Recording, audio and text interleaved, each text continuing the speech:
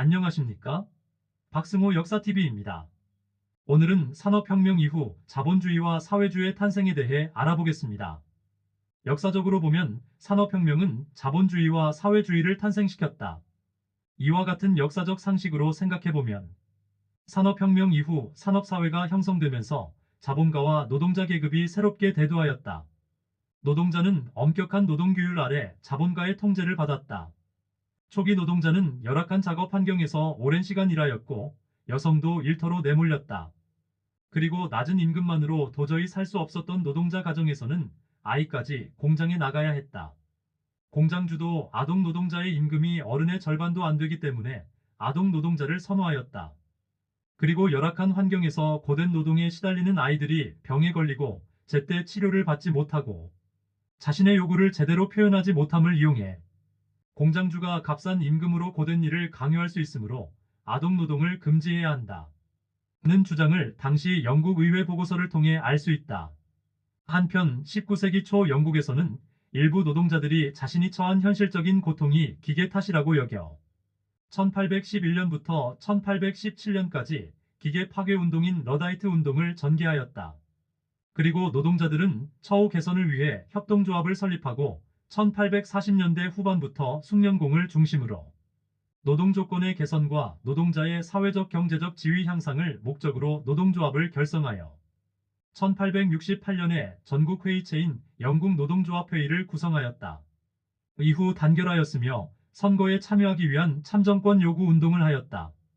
프랑스에서는 1848년 2월 혁명을 계기로 영국에서는 1838년부터 1848년까지 차티스트 운동을 계기로 노동자들은 선거권을 쟁취하였다. 이러한 가운데 일부 지식인은 산업사회의 문제를 해결하기 위한 근본적인 대안으로 사회주의를 제시하였다. 사회주의는 산업화에 따른 자본주의의 발달과 함께 생겨난 용어이다. 즉 시장 원리에 따라 가진 자들이 이익을 보는 자유방임 경제체제에 반대하는 사상을 뜻한다. 부르주아 계급은 경쟁이나 자유와 같은 개인주의 가치를 강조하였지만 초기 사회주의자들은 협동, 평등과 같은 집단주의 가치를 존중하였다. 그들은 생산수단의 사유화와 사유재산을 반대하고 공동생산과 공동분배를 통해 부의 평등이 실현되는 사회를 건설하고자 하였다. 이러한 주장을 펼친 인물은 자본가를 설득하고 타협하고 협동하여 빈부격차 문제 해결을 주장을 하는 것이다. 대표적인 사람은 프랑스에서는 생시몽, 푸리에가 미국에서는 오원 등을 소위 초기 사회주의자 또는 공상적 사회주의자라고 불리운다.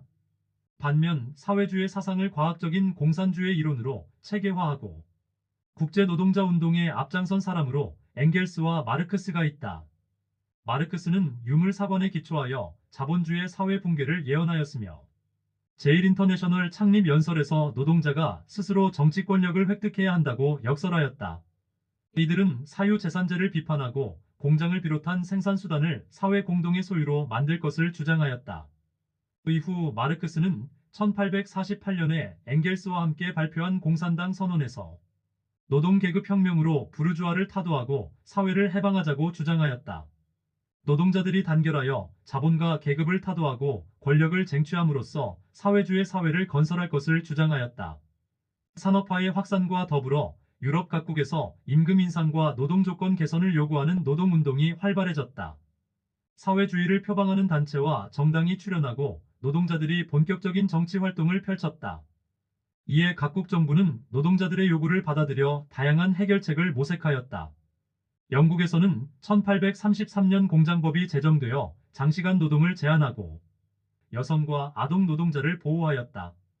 1860년대부터 1890년 사이에 유럽 대부분 국가와 미국이 노동조합을 합법화하고 노동자들에게 경제적 혜택을 부여하는 등 복지 정책을 펼쳐나갔다.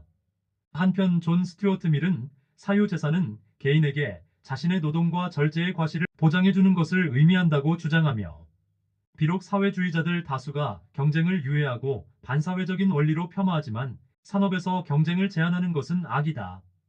비록 일부 노동자 계층에 해로운 영향을 끼치겠지만 경쟁을 궁극적인 선이라며 경쟁을 전면 확대하여 무한 경쟁해야 한다고 주장하였다. 이는 자본주의 경제 원리의 바탕을 이루고 있다.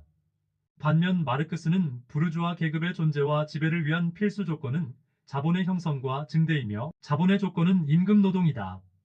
임금노동은 오직 노동자들 간의 경쟁에 의해서만 이루어진다.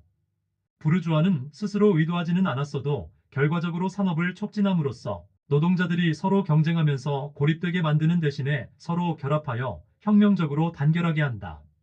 부르주아의 몰락과 프롤레타리아의 승리는 양쪽 모두 피해갈 수 없는 것이다. 부르주아 계급이 노동자들을 경쟁하게 함으로써 산업을 촉진하지만 한편으로 노동자들을 고립시켜 결국은 혁명 세력으로 단결하게 한다고 주장하고 있다. 결국 산업혁명 이후 자본가와 노동자의 격차를 극복하는 방안을 모색해야 할 필요가 생겨났다. 마르크스는 자본가와 노동자의 격차는 노동자들이 혁명을 일으켜 해결할 수 있다고 예언하고 있다. 이상으로 산업혁명 이후 자본주의와 사회주의의 탄생에 대해 알아보았습니다. 다음 영상에서는 제국주의 탄생에 대해 알아보겠습니다. 안녕히 계십시오. 구독은 큰 힘이 됩니다.